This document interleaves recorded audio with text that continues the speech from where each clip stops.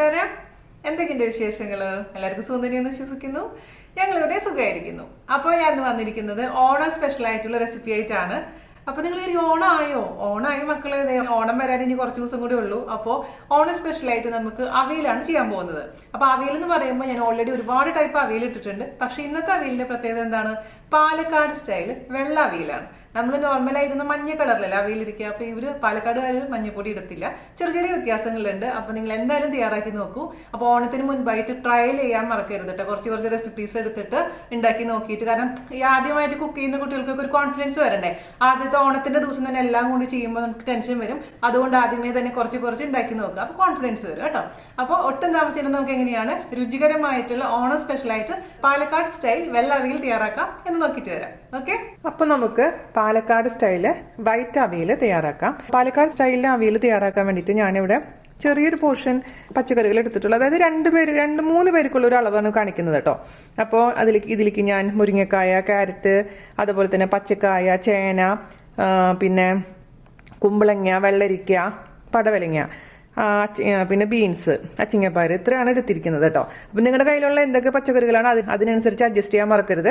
പിന്നെ പല സ്ഥലങ്ങളിലും പല പച്ചക്കറികളാണ് എടുക്കാറുള്ളത്. ഉദാഹരണത്തിന് ചിലവർ വഴുതനങ്ങ എടുത്ത് കണ്ടിട്ടുണ്ട്, മത്തങ്ങ എടുത്ത് കണ്ടിട്ടുണ്ട്. പക്ഷെ നമ്മളൊന്നും അതൊന്നും എടുക്കാറില്ല. അപ്പം നിങ്ങൾക്ക് കൺവീനിയൻ്റ് ആയിട്ടുള്ള പച്ചക്കറികൾ എന്താണോ അത് ഉപയോഗിച്ചോളൂ കേട്ടോ. അപ്പോൾ ഇത് ഞാനിത് ചെയ്യാൻ പോകുന്നത് കുക്കറിലാണ്. നോർമലായിട്ട് നമുക്ക് ചെയ്യാം. നോർമലായിട്ട് പാത്രത്തിൽ അടച്ചു വെച്ചിട്ട് വേവിച്ചാൽ മതി. ഇന്നിപ്പോൾ എളുപ്പത്തിന് വേണ്ടിയിട്ട് നമുക്ക് കുക്കറിൽ എങ്ങനെയാണ് ചെയ്യുന്നത് നോക്കാം. ഓക്കെ, ഇതിപ്പോൾ നന്നായിട്ട് വാഷ് ചെയ്ത് വെച്ചിരിക്കുന്ന ഒട്ടും തന്നെ വെള്ളമില്ലാത്ത കഷ്ണങ്ങളാണ്, പച്ചക്കറി കഷ്ണങ്ങളാണ് കേട്ടോ. അതിൻ്റെ കൂട്ടത്തിൽ കൂടെ 2 പച്ചമുളകും കൂടെ ഞാൻ ഇട്ടിട്ടുണ്ട് കേട്ടോ. പച്ചക്കറികളെല്ലാം ഇട്ട് കൊടുത്തിട്ടുണ്ട്. ഇതിലോട്ട് നമുക്ക് അല്പം ഉപ്പ് ചേർത്ത് കൊടുക്കാം. അതുപോലെ തന്നെ ഒരു അല്പം വെളിച്ചെണ്ണ ഒഴിച്ചു കൊടുക്കാം. ഉപ്പിടുമ്പോൾ എപ്പോഴും ശ്രദ്ധിക്കണേ. അതിനുശേഷം ഞാനൊരു അല്പം 1 ടേബിൾ സ്പൂൺ വെളിച്ചെണ്ണ ഒഴിച്ചു കൊടുക്കുന്നുണ്ട്. വെളിച്ചെണ്ണ ഒഴിച്ചു കൊടുക്കുന്നത് നിർബന്ധമില്ല കേട്ടോ. കുറച്ചും കൂടെ നല്ലൊരു ഫ്ലേവർ കിട്ടാൻ വേണ്ടിയിട്ടാണ് വെളിച്ചെണ്ണ ഒഴിച്ചു കൊടുക്കുന്നത്. എന്നിട്ട് നന്നായിട്ട് അങ്ങ് മിക്സ് ചെയ്ത് കൊടുക്കുക. ഇപ്പം നമ്മൾ ചേർത്തിരിക്കുന്ന കുമ്പളങ്ങ, പടവലങ്ങ, അതുപോലെ തന്നെ വെള്ളരിക്കയിലൊക്കെ നന്നായിട്ട് വെള്ളത്തിൻ്റെ കണ്ടന്റ് ഉണ്ട്. എങ്കിൽ പോലും നമ്മൾ ഒരല്പം മാത്രം വെള്ളം ഒഴിച്ച് കൊടുക്കുക. അടി പിടിക്കാതിരിക്കാൻ വേണ്ടിയിട്ടാണ്. ഇപ്പം വെളിച്ചെണ്ണയും കൂടി ചേർത്തതിന് ശേഷം മിക്സ് ചെയ്ത് കൊടുക്കുക. ഇപ്പോൾ സ്റ്റുഡൻസിനും അതുപോലെ തന്നെ തിരക്കുള്ള അമ്മമാർക്കും ബാച്ചിലേഴ്സിനൊക്കെ ചെയ്യാൻ പറ്റുന്ന ഈസി ഒരു അവിയലാണ്. എനിക്ക് തൃശ്ശൂർ അവിയലായിട്ട് വ്യത്യാസം തോന്നിയത് ചെറിയുള്ളി ഉപയോഗിക്കുന്നില്ല, അതുപോലെ തന്നെ മഞ്ഞൾപ്പൊടി ഉപയോഗിക്കുന്നില്ല. ഓക്കെ, ഇനി ഇതിലേക്ക് നമുക്ക് ഒരു അല്പം മാത്രം വെള്ളം ഒഴിച്ച് കൊടുത്താൽ മതി കേട്ടോ. ഇത്ര മാത്രം മതി. ഇനി നമുക്ക്, അതായത് ഇപ്പോൾ ഒരു 3 ടേബിൾ സ്പൂൺ വെള്ളം ഒഴിച്ച് കൊടുത്ത് കാണും ഞാൻ. അത് അടച്ച് വെക്കുക കുക്കറിൽ. ഇപ്പം ഞാൻ പറഞ്ഞില്ലേ, കുക്കർ ഇല്ലയെന്ന് വെച്ചിട്ടുണ്ടെങ്കിൽ സാധാരണ പാത്രത്തിൽ വെള്ളം ഒഴിച്ചിട്ട് അടച്ച് വെച്ചിട്ട് കുക്ക് ചെയ്യാം കേട്ടോ. അപ്പം ഇടയ്ക്കൊന്ന് തുറന്ന് നോക്കി ഇളക്കാൻ മറക്കരുത്. ഇപ്പോൾ കുക്കറിലായതുകൊണ്ട് ജസ്റ്റ് ഒരു ആവി വരുന്ന സമയത്ത് നമുക്ക് ഓഫ് ചെയ്തിട്ട് അപ്പം തന്നെ തുറക്കാം. വിസിൽ വരികയാണെങ്കിലും കുഴപ്പമില്ല. ഒറ്റ വിസിലാണെന്നുണ്ടെങ്കിൽ വിസിൽ വന്ന ഉടനെ തന്നെ നമുക്ക് തുറക്കണേ, അല്ലെങ്കിൽ ആകെ അങ്ങ് അരിഞ്ഞു പോകും കഷ്ണങ്ങളെല്ലാം. മീഡിയം ഫ്ലെയിമിലാണ് തീ വെച്ചിരിക്കുന്നത് കേട്ടോ. കുക്കറിൽ ആവി വരുന്ന സമയം കൊണ്ട് നമുക്ക് ഇതിലേക്ക് വേണ്ടിയിട്ടുള്ള അരപ്പ് റെഡിയാക്കണം. അതിനുവേണ്ടി ഞാനിവിടെ 8 ടേബിൾ സ്പൂൺ തേങ്ങ ചിരകിയതും അതിൻ്റെ കൂട്ടത്തിൽ കൂടെ ഒരു 3 പച്ചമുളകിൻ്റെ എരിവ് അനുസരിച്ച് അതിൻ്റെ എണ്ണത്തിൽ മാറ്റം വരുത്തണം കേട്ടോ. ഞാൻ ഓൾറെഡി 2 പച്ചമുളക് അതേ പച്ചക്കറികളുടെ കൂട്ടത്തിൽ കൂടെ കീറിയിട്ടിട്ടുണ്ടായിരുന്നു. ഇത് വീണ്ടും 3 പച്ചമുളകും അതിൽ കൂടെ ഒരല്പം ജീരകം, നല്ല ജീരകം 1/4 ടീസ്പൂൺ ഇട്ടിട്ടുള്ളൂ കേട്ടോ. ചിലർക്ക് ജീരകത്തിൻ്റെ വാസന ഇഷ്ടമല്ല എന്നുണ്ടെങ്കിൽ അവർ ഉപയോഗിക്കേണ്ട, പച്ചമുളക് മാത്രം മതി. എന്നിട്ട് നന്നായിട്ട് ഇതൊന്ന് മിക്സിയിലിട്ട് ഒന്ന് ക്രഷ് ചെയ്ത് കൊണ്ടുവരാം. ഓവറായിട്ട് അരക്കരുതേ, ക്രഷ് ചെയ്താൽ മതി. ഇപ്പം നിങ്ങളുടെ അടുത്ത് മിക്സി ഇല്ല എന്നുണ്ടെങ്കിൽ പച്ചമുളകും ജീരകവും നന്നായിട്ട് ഒന്ന് ചതയ്ക്കുക. അതിനുശേഷം തേങ്ങയുടെ കൂട്ടത്തിൽ കൂടിയിട്ട് നന്നായി കൈകൊണ്ട് ഞരടി എടുത്താലും മതിയാകും. അപ്പോൾ ഇതിൻ്റെ കൂട്ടത്തിൽ കൂടി അല്പം ഉപ്പും കൂടെ ചേർത്ത് കൊടുക്കുന്നുണ്ട്.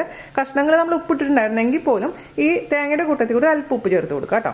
എന്നിട്ട് ഞാനിതൊന്ന് മിക്സിയിലൊന്ന് ക്രഷ് ചെയ്തിട്ട് കൊണ്ടുവരാം. ഞാനിത് വെള്ളത്തിൻ്റെ താഴെ കാണിച്ചിട്ട് കംപ്ലീറ്റ് പ്രഷർ കളഞ്ഞതിന് ശേഷം തുറക്കട്ടെ. ഇപ്പം തന്നെ തുറക്കണേ. ഒരുപാട് നേരം വെച്ച് കഴിഞ്ഞാൽ ഇത് ഓവറായിട്ട് അങ്ങ് വെന്ത് പോകും. അത് ശ്രദ്ധിക്കുക. ഇത് കണ്ടോ, നമ്മുടെ കഷ്ണങ്ങളൊക്കെ നന്നായി കുക്കായിട്ടാണ്, അതേസമയം ഉടഞ്ഞു പോയിട്ടുമില്ല. അപ്പോൾ കുക്കറിൽ ചെയ്യുമ്പോൾ അതാണ് അതിൻ്റെ ഒരു ഗുണം. പക്ഷെ ഞാൻ പറഞ്ഞത് ശ്രദ്ധിക്കണം, മീഡിയം ഫ്ലെയിമിൽ ഒരു വിസിൽ വരികയോ അല്ലെങ്കിൽ ജസ്റ്റ് ഒന്ന് ആവി കയറുകയോ ചെയ്താൽ മതി. അപ്പോൾ ഇവിടെ എനിക്കൊരു വിസിൽ വന്നിട്ടുണ്ടായിരുന്നു കേട്ടോ. അപ്പോഴേക്കിനും ഞാൻ പോയിട്ട് ഇതിൻ്റെ ആവിയെല്ലാം കളഞ്ഞിട്ട് തുറന്നിട്ടുണ്ട്. ഇനി നമുക്ക് കുക്കറിൽ വെച്ചിട്ട് തന്നെ റെഡിയാക്കാം, അതല്ലെങ്കിൽ വേറൊരു പാത്രത്തിലോട്ട് വേണമെങ്കിൽ മാറ്റാം. അത് നിങ്ങളുടെ സൗകര്യത്തിനനുസരിച്ച് ചെയ്തോളൂ. ഞാനിപ്പോൾ ഒരു ഇളക്കാനുള്ള സൗകര്യത്തിന് വേണ്ടിയിട്ട് ഒരു വലിയ പാത്രത്തിലോട്ട് ഇത് മാറ്റുകയാണ്. കണ്ടോ, ഇച്ചിരി വെള്ളമുണ്ട്. ഈ വെള്ളം നമുക്കൊന്ന് വറ്റിച്ചെടുക്കണം. നിങ്ങൾക്കത് കാണാനുള്ള ഒരു സൗകര്യത്തിന് വേണ്ടിയിട്ട് ഞാൻ കുക്കറിൽ നിന്ന് വേറൊരു പാത്രത്തിലോട്ട് മാറ്റുകയാണ് കേട്ടോ. ഹൈ ഫ്ലെയിമിൽ വെച്ചിട്ട് ഈ വെള്ളം ഒന്ന് വറ്റിച്ചെടുക്കുക. ഇതിൽ കുറച്ച് വെള്ളം ഉണ്ടല്ലോ അത് വറ്റിച്ചെടുക്കുക. നമ്മൾ വെള്ളം ഒഴിച്ചില്ലെങ്കിലുണ്ടല്ലോ ടെൻഷനാണ്, അടി പിടിക്കും എന്നുള്ള ടെൻഷൻ കൊണ്ട് മാത്രമാണ് കേട്ടോ ഞാൻ വെള്ളം ഒഴിച്ചിരിക്കുന്നത്. നിങ്ങൾക്ക് അങ്ങനെ ടെൻഷൻ ഇല്ലെങ്കിൽ വെള്ളം ഒഴിക്കണ്ട. അപ്പോൾ നമുക്ക് ഈ കുറച്ചുള്ള വെള്ളം നമുക്കൊന്ന് വറ്റിച്ചെടുക്കുക. ഇനി നമുക്ക് ഇതിലേക്ക് ചേർത്ത് കൊടുക്കേണ്ടത് തൈരാണ്. നല്ല പുളിയുള്ള തൈരാണെന്നുണ്ടെങ്കിൽ ഏറ്റവും നന്നായിരിക്കും.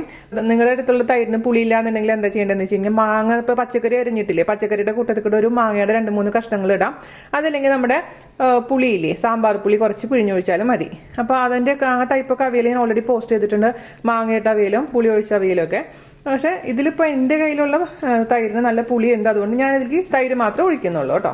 അപ്പോൾ ഇത് നന്നായിട്ടൊന്ന് ഈ വെള്ളം ഒന്ന് വറ്റട്ടെ. ഇതിലത്തെ വെള്ളം നമ്മൾ വറ്റിച്ചെടുത്തിട്ടുണ്ടെങ്കിൽ നമുക്ക് ഇതിലേക്ക് ചേർത്ത് കൊടുക്കേണ്ടത് ഞാൻ നേരത്തെ പറഞ്ഞ പോലെ തൈരാണ്. പുളിയുള്ള തൈര് ഞാൻ ചേർത്ത് കൊടുക്കുന്നുണ്ട്, ഒരു 4 ടേബിൾ സ്പൂൺ. നന്നായിട്ട് കട്ട ഉടച്ചിട്ട് ഒഴിച്ചു കൊടുക്കുക. അപ്പോൾ നിങ്ങൾക്ക് അധികം പുളി വേണ്ടാന്നുണ്ടെങ്കിൽ തൈരിൻ്റെ അളവ് കുറച്ചാൽ മതി കേട്ടോ. ഇത് നന്നായിട്ടങ്ങ് മിക്സ് ചെയ്ത് കൊടുക്കുക. അപ്പോൾ അവിയൽ നല്ല ഡ്രൈ ആവണമെന്നുണ്ടെങ്കിൽ ഈ ചേർത്തിരിക്കുന്ന ഈ തൈരൊന്ന് വറ്റിക്കണം. അതല്ലെങ്കിൽ ഇച്ചിരി ലൂസ് കൺസിസ്റ്റൻസി വേണമെന്നുണ്ടെങ്കിൽ 2 മിനിറ്റ് കഴിഞ്ഞതിന് ശേഷം ഇതിലോട്ട് നമ്മൾ റെഡിയാക്കി വെച്ചിരിക്കുന്ന തേങ്ങയുടെ കൂട്ട് ചേർത്ത് മിക്സ് ചെയ്ത് കൊടുത്താൽ മതി. പച്ചമുളകും ജീരകവും തേങ്ങയും കൂടെയുള്ള കൂട്ട് ചേർത്ത് കൊടുക്കുകയാണ് കേട്ടോ. 1 ടേബിൾ സ്പൂൺ വെള്ളം ഒഴിച്ചിട്ടുണ്ടായിരുന്നു ചതയ്ക്കുന്ന സമയത്ത്. അതൊക്കെ ഒന്ന് മിക്സ് ചെയ്ത് കൊടുക്കുക. ഇതിൽ ചേർക്കുന്ന നാളികേരത്തിൻ്റെ, അതായത് തേങ്ങയുടെ അളവൊക്കെ നിങ്ങൾക്ക് മാറ്റം വരുത്താം കേട്ടോ. കുറവ് മതി എന്നെങ്കിൽ കുറവ് ചേർത്താൽ മതി, കൂടുതൽ വേണമെങ്കിൽ കുറച്ചും കൂടെ കൂടുതൽ ചേർക്കാം. ഇത് കറക്റ്റാണ്. 2 മിനിറ്റ് ഒന്ന് അടച്ചു വെച്ചിട്ടൊന്ന് സ്റ്റീം ചെയ്തെടുക്കുക കേട്ടോ. അപ്പോൾ ആ തേങ്ങയിലേക്കൊക്കെ നന്നായിട്ട് സ്റ്റീം കയറുമ്പോൾ പ്രത്യേക ടേസ്റ്റ് ആയിരിക്കും. അതിനുശേഷം നമുക്ക് അതിലേക്ക് പച്ചവെളിച്ചെണ്ണയും കറിവേപ്പിലയും കൂടെ ഒഴിച്ച് മിക്സ് ചെയ്തിട്ട് വീണ്ടും 2 മിനിറ്റ് അടച്ചു വയ്ക്കുക. ഓഫ് ചെയ്തതിന് ശേഷം സ്റ്റവ് ഓഫ് ചെയ്യാണ് കേട്ടോ. നമ്മൾ തുറന്നിട്ടുണ്ടേ. ഇനി അതിലോട്ട് കറിവേപ്പില ഒന്ന് കൈകൊണ്ട് ഞരടി ഇട്ട് കൊടുക്കുക. അതുപോലെ തന്നെ പച്ചവെളിച്ചെണ്ണ ഒഴിക്കുക. പച്ചവെളിച്ചെണ്ണയുടെ അളവൊക്കെ നിങ്ങളുടെ ഇഷ്ടത്തിനനുസരിച്ച് മാറ്റം വരുത്തിക്കോളൂ. ഞാനിപ്പോൾ ഇതിലേക്ക് 2 ടേബിൾ സ്പൂൺ ഒഴിച്ച് കൊടുത്തിട്ടുണ്ട്. ഞാൻ ഓഫ് ചെയ്തിട്ടുണ്ട് കേട്ടോ. ഒന്ന് അടച്ച് വെക്കുക. അതിനുശേഷം 2 മിനിറ്റ് കഴിഞ്ഞതിന് ശേഷം മിക്സ് ചെയ്ത് കൊടുക്കുക. 2 മിനിറ്റ് കഴിഞ്ഞിട്ടുണ്ട്. നമുക്കിതൊന്ന് ഇളക്കി എടുക്കാം. അപ്പോഴാണ് എല്ലാ ഭാഗത്തേക്കും ആ വെളിച്ചെണ്ണയൊക്കെ എത്തുള്ളൂ. അപ്പോൾ ഈസി ആയിട്ടുള്ള രുചികരമായിട്ടുള്ള പാലക്കാട് സ്റ്റൈല് വെള്ള അവിയൽ റെഡി ആയിട്ടുണ്ട്. ഈ അവിയൽ കഴിക്കാത്തവർ ഒന്ന് ട്രൈ ചെയ്ത് നോക്കാൻ മറക്കരുത്. ഹെൽത്തിയാണ്, അതേസമയം ഈസിയാണ്. അപ്പോൾ അതാ ഞാൻ അവിയൽ ഫോട്ടോയെല്ലാം എടുത്ത് കൊണ്ടുവന്നിട്ടുണ്ട്. നിങ്ങൾക്ക് വേണ്ടിയിട്ട് ഒരു വായ ഞാൻ കഴിക്കാം കേട്ടോ. പിന്നെ ഉപ്പൊക്കെ നോക്കിയിട്ട് ഉപ്പൊക്കെ നിങ്ങളുടെ ഇഷ്ടത്തിനനുസരിച്ച് ആഡ് ചെയ്തോളൂ കേട്ടോ. ഉണ്ടോ, ഉടഞ്ഞു പോവാത്ത നമ്മുടെ സ്വന്തം കുക്കർ അവിയൽ, വെള്ള അവിയൽ, പാലക്കാട് അവിയൽ. അപ്പോൾ ഞാൻ ടേസ്റ്റ് ചെയ്ത് നോക്കട്ടെ. ഈ തൃശ്ശൂർ അവിയൽ മാത്രം കഴിച്ച് ശീലിച്ചുള്ള എനിക്ക് ഒരു ഡിഫറെൻറ്റ് ടേസ്റ്റാണ്. നന്നായിട്ടുണ്ട്. അപ്പോൾ എല്ലാവരും തയ്യാറാക്കി നോക്കൂ. അടുത്ത അടിപൊളിയായിട്ടുള്ള ഓണം റെസിപ്പി ആയിട്ട് വരുന്നവരെ നന്ദി, നമസ്കാരം. Thank you.